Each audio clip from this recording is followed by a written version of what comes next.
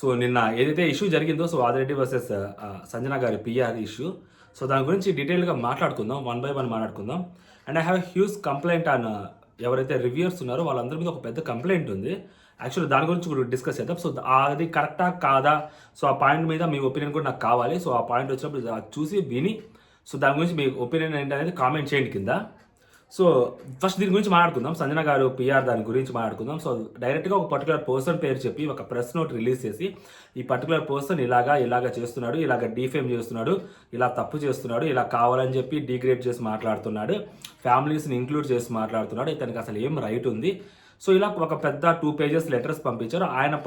ఆయన ఏదైతే ఆయన బిహేవియర్ మీద కానీ, ఆయన కాండక్ట్ మీద కానీ వాళ్ళు జడ్జ్ చేస్తూ మాట్లాడారు, కొన్ని ఎలిగేషన్స్ పాస్ చేశారు, దానికి ఆయన సమాధానం కూడా చెప్పారు. ఓకేనా, ఇక్కడ నా పాయింట్ ఆఫ్ వ్యూ ఏంటంటే, ఇక్కడ నేను చెప్పాలనుకుంటుంది ఏంటంటే, పర్టికులర్ సిచ్యువేషన్లో అది బిహేవియర్ జడ్జ్ చేసే షో, అది ఒక బిగ్ బాస్ షో, ఒక రియాలిటీ షో. సో 20 మంది లేదా 25 మంది ఒక డిఫరెంట్ కైండ్ ఆఫ్ ఒక మనస్తత్వాలతో హౌస్లో ఉంటారు. సో దానికి తగ్గట్టు కొన్ని టాస్కులు పెడుతూ ఉంటారు.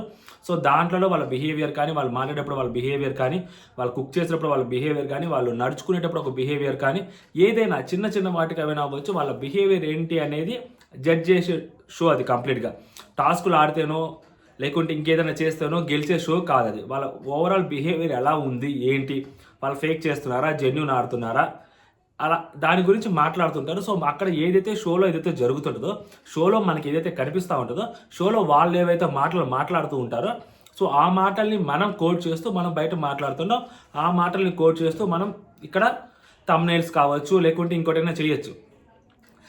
మళ్ళీ చెప్తున్నాను, ఒక థిన్ లైన్ ఉంటుంది. ఎక్స్ట్రీమ్కి వెళ్ళి మాట్లాడడం అనేది కరెక్ట్ కాదు, అది ఎవరైనా అవ్వచ్చు.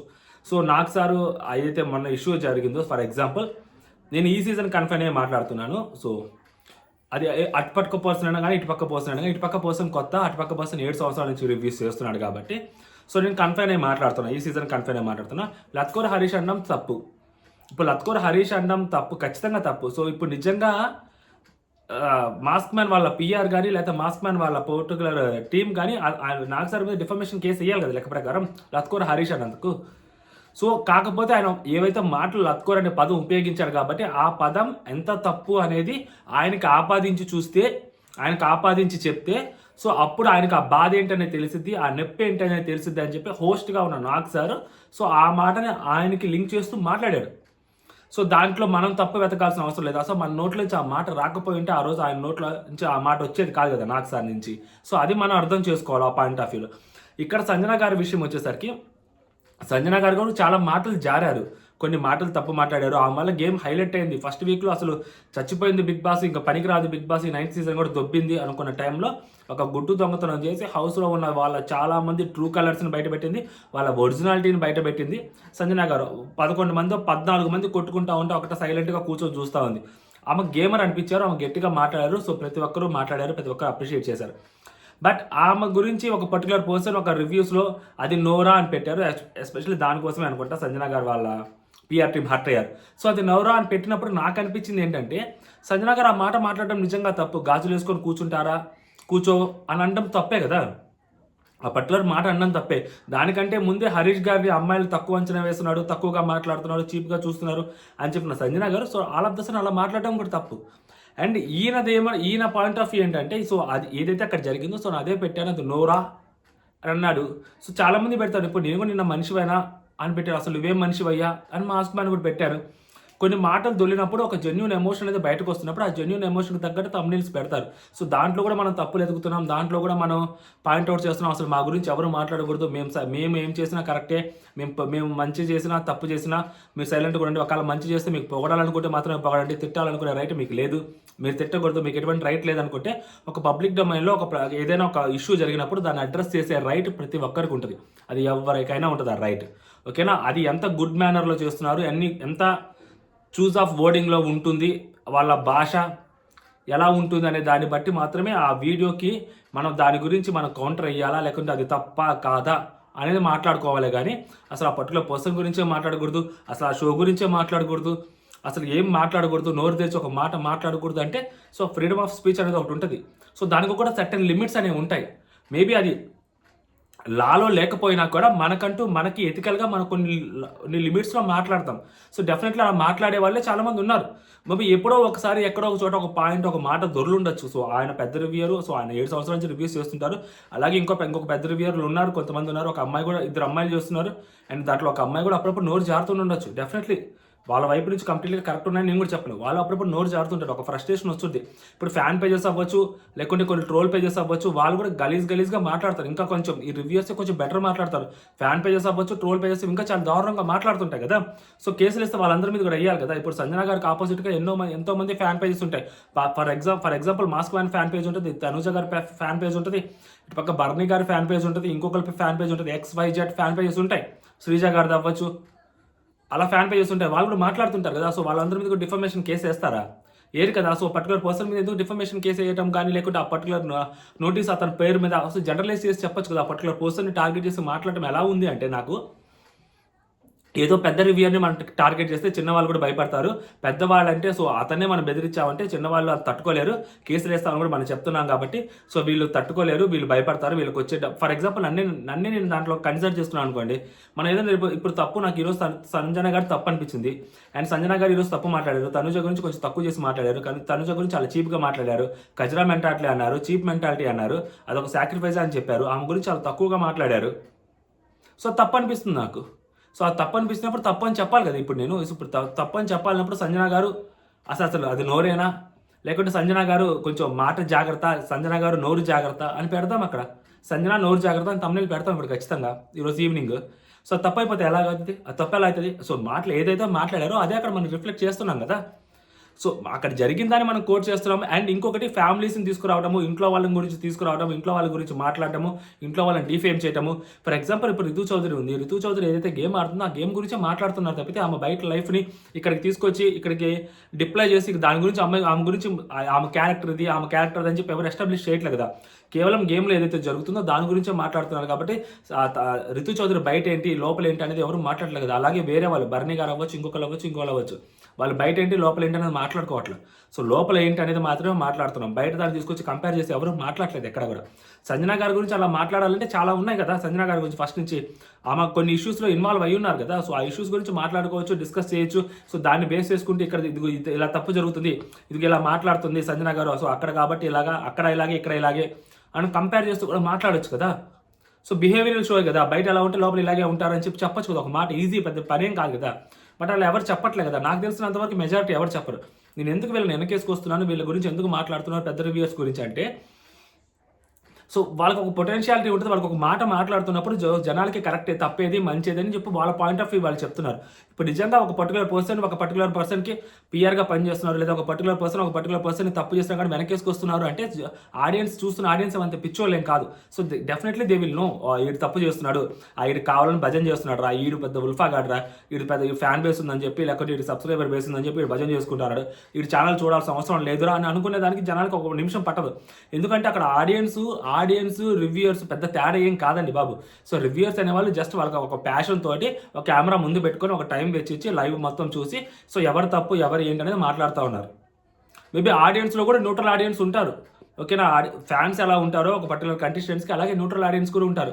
వాళ్ళు కూడా సేమ్ రివ్యూయర్స్ తోటి వాళ్ళ వేవ్ లెంత్ మ్యాచ్ అవుతుంది కాబట్టి రివ్యూయర్స్ పెద్ద రివ్యూలకు అంత రివ్యూస్ వస్తున్నాయి. అఫ్కోర్స్ మనకి లేదనుకోండి, మన చాలా చిన్న ఛానల్ అనుకోండి, బట్ ఏ రోజు మనం కూడా ఒక రోజు పెద్దది అవుతాం ఖచ్చితంగా. మనం కూడా ఒక రోజు గట్టిగా మాట్లాడతాం. మన వాయిస్ కూడా పెద్దగా వినిపించే రోజులు ముందుకు వస్తాయి. బట్ ఇప్పుడు నేను ఎందుకు మాట్లాడుతున్నా అంటే ఈ పర్టికులర్ విషయం గురించి, అలా ఓపెన్గా థ్రెటన్ చేయడం అనేది, ఓపెన్గా పర్టికులర్గా ఒక లెటర్తో పంపించడము, ఆ పర్టికులర్ పర్సన్ పేరు పెట్టి మరీ మెన్షన్ చేయడం అనేది కరెక్ట్ కాదు. అది అలాగే కండిషన్స్ అందరూ అలాగే చేసుకుంటా ఉంటే సో మా ఇష్టం వచ్చింది మేము చేసుకుంటాం, మీరు సైలెంట్గా ఉండాలి, మీరు అన్నీ మూసుకొని ఉండాలి అంటే కుదరని పని కదా. సో ఎందుకంటే బయట కొన్నిటికి కొంతమంది మనుషులు అవ్వచ్చు, లేదా చూస్తున్న ఆడియన్స్ అవ్వచ్చు, వాళ్ళలో ఒక్కొక్కరిలో ఒక్కొక్క ఏదైతే ఎమోషన్స్ అనేవి రైజ్ అవుతూ ఉంటాయి. సో ఆ ఎమోషన్స్కి ఆన్సర్ చెప్పాల్సిన బాధ్యత సో కొంతమంది తీసుకుంటారు. అది వాళ్ళ ప్యాషన్. అది సో వాళ్ళ ప్యాషన్ మీరు తక్కువ చేసి మాట్లాడడం, వాళ్ళ ప్యాషన్ మీరు తప్పు చేసి తప్పు అనడం కరెక్ట్ కాదు.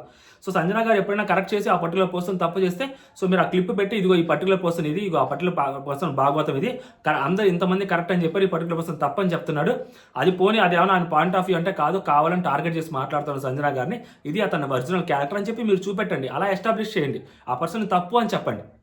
అంతే తప్పితే అట్లా ఓపెన్గా లెటర్ రాసి సో ఓపెన్గా అట్లా మాట్లాడడం అనేది ఎంతవరకు కరెక్ట్ అసలు? అది సో ఏ పాయింట్ ఆఫ్ వ్యూలో కరెక్ట్ కాదు అది సంజన గారిది ఆ విషయం. పిఆర్ టీమ్ అలా బెదిరిస్తాయి, అందరు భయపడిపోతారంటే సో చిన్న వాళ్ళు కూడా ఉంటారు కదా, మీతో మాట్లాడాలనుకునే వాళ్ళు కూడా ఉంటారు. ప్రతిసారి కేసులు ఇది అంటే కుదరని పని కాదు ఎవరికైనా. సో వాక్ స్వాతంత్రం అనేది ఉంటుంది కదా, సో అది ఎంత మేరకు ఉపయోగించుకోవాలి అంత మేరకు ఉపయోగిస్తున్నారు, ప్రతి ఒక్కరు అలా ఉపయోగిస్తున్నారు. ఎవరు హద్దులు దాటి మాట్లాడట్లేదు. సర్కాస్టిక్గా మాట్లాడడంలో తప్పు లేదు, అబ్యూజివ్గా మాట్లాడితే మాత్రమే తప్పు. ఇంట్లో వాళ్ళని తీసుకొచ్చి మాట్లాడితే తప్పు, ఖచ్చితంగా తప్పు. ఇంట్లో వాళ్ళని తీసుకొచ్చి ఇంట్లో వాళ్ళని బూతులు తిట్టి ఇంట్లో వాళ్ళని తప్పుగా మాట్లాడి ఇంట్లో వాళ్ళని లాక్కొచ్చి సో బయట సిచ్యువేషన్స్ హౌస్లోకి ఇంక్లూడ్ చేసి మాట్లాడితే ఖచ్చితంగా తప్పు. అంతేగాని ఒక సర్కాస్టిక్ వేలోనో లేకుంటే ఒక ఎమోషన్ని అక్కడ మనం ట్రిగ్గర్ చేస్తేనో లేకుంటే ఒక ఎమోషన్ని మనం అక్కడ ప్రాపర్గా ప్రొజెక్ట్ చేస్తేనో అది తప్పు. అంటే అలాగా హౌస్లోకి వచ్చిన ఏ కంటెస్టెంట్ అయినా ఖచ్చితంగా తప్పు చేస్తారు, మంచి చేస్తారు. రోజుకి ఒక్కొక్క రోజు ఒక డైనమిక్స్ మారుతూ ఉంటాయి. సో ఏ రోజు డైనమిక్ ఆ రోజు మారుతూ ఉంటుంది కంటెస్టెంట్ మీద. ఈ రోజు ఈ కంటెస్టెంట్ ఒకలాగా మంచిగా అనిపిస్తే రేపు పొద్దున ఆ కంటెస్టెంట్ చెడ్డ అనిపించవచ్చు. సో మాస్క్ మ్యాన్ లోపలికి వచ్చినప్పుడు చాలా మంచిగా అనిపించారు, ఇప్పుడు మాస్క్ మ్యాన్ అంత మంచిగా అనిపించట్లేదు, రేపు మళ్ళీ మంచిగా అనిపించచ్చేమో. సో శ్రీజ ఫస్ట్లో వచ్చినప్పుడు తోపుతురు అనుకున్నాం, శ్రీజ కరెక్ట్ అనిపించట్లేదు కదా. బట్ శ్రీజ ఫ్యాన్స్ కానీ శ్రీజ పిఆర్ టీమ్ కానీ లేదా శ్రీజ ఒరిజినల్ అకౌంట్ కానీ వాళ్ళు ఏం హడావుడి చేయట్లేదు కదా. సో అలాగే ప్రియా అవ్వచ్చు, కళ్యాణ్ ఎస్పెషల్లీ కళ్యాణ్ అవ్వచ్చు, సోల్జర్ అన్నాం అది అనుకున్నాం, ఒక టాప్లో లేపాము, ఇప్పుడు అతను ఏమి అనిపించట్లేదు. రేపు ఎప్పుడైనా మళ్ళీ గేమ్ ఆడితే మళ్ళీ లేపుతారు పైకి. ఇట్స్ కామన్ ప్రాసెస్ కదా బిగ్ బాస్ హౌస్లో. సో తప్పుని మనం తీసుకోవాలా, నెగిటివిటీని మనం తీసుకోవాలా. సో నెగిటివిటీ ఖచ్చితంగా ఇంపాక్ట్ అయ్యే షో అది. నెగిటివిటీ పాజిటివిటీ మధ్యలో ఆ షో అనేది అలా ఊగుతూ ఉంటుంది. సో అలాంటి షోకి మనం వస్తున్నప్పుడు మనకంతా పాజిటివ్గా రావాలి, మన హౌస్లో ఏదైనా చేయొచ్చు, మనం ఏదైనా మాట్లాడొచ్చు. బట్ అందరూ కరెక్ట్గా మాట్లాడాలి, కరెక్ట్గా మాట్లాడకపోతే మేము వాళ్ళ మీద ఎగెనిస్ట్గా ఫైట్ చేస్తాము, ఎగెనిస్ట్గా కేసులు పెడతాము. సో ఆ పర్టికులర్ పర్సన్స్ క్యారెక్టర్స్ మనం డిగ్రేడ్ చేస్తామంటే అట్లాగా కుదరని పది కదా. సో అలాంటప్పుడు మీరు కూడా హౌస్లో ఉన్నప్పుడు సైలెంట్గా ఉండాలి, సైలెంట్గా మాట్లాడాలి, సైలెంట్గా చేయాలి. సంజన గారు 3 వీక్స్ సంజన గారు హైలైట్ అయ్యారు. సో నిన్న సాటర్డే డే కూడా సంజన గారు రప్ప అందరూ నేను అంటే లైక్ పర్టికులర్ పర్సన్ ఎవరైతే రివ్యూర్ ఉన్నారో ఆయన సైడ్ తీసుకొని మాట్లాడలేదు నేను. సో ఓవరాల్గా అందరినీ జనరలైజ్ చేసి రివ్యూర్స్ అందరినీ జనరలైజ్ చేసి మాట్లాడుతున్నాను. అండ్ నాకున్న కంప్లైంట్ ఏంటంటే నేను ఫస్ట్లో చెప్తాను కంప్లైంట్, ఇప్పుడు చెప్తున్న కంప్లైంట్ రివ్యూర్స్ అందరి మీద నాకున్న అతిపెద్ద కంప్లైంట్ ఏంటంటే, సో మీరు ఒక పాయింట్ రైజ్ చేసినప్పుడు ఎస్పెషల్లీ మీ అందరికీ చెప్తున్నాను నేను, చాలా గట్టిగా వినండి, పెద్దవాళ్ళందరికీ చెప్తున్న మాట ఏంటంటే, మీరు ఒక పాయింట్ మాట్లాడుతున్నప్పుడు ఒక పాయింట్ మీరు అడ్రస్ చేసినప్పుడు ఒక పర్టికులర్ పర్సన్ గురించి మీరు ఒక స్టేట్మెంట్ పాస్ చేసినప్పుడు నేను చెప్పేశాను ఆ పిఆర్ టీం ఇంకా మీరు వచ్చి మీ పని మీరు చేసుకోండి అయ్యా, ఆ పిఆర్ టీం మీరు వచ్చి బూతులు తిట్టుకోండి అయ్యా, ఇలా మాట్లాడుతున్నారు, ఇది చాలా తప్పు, ఇలా చాలా తప్పు మాట్లాడటం, అది ఒక రాంగ్ స్టేట్మెంట్ మీరు ప్రొజెక్ట్ చేస్తున్నారు, పాస్ చేస్తున్నారు.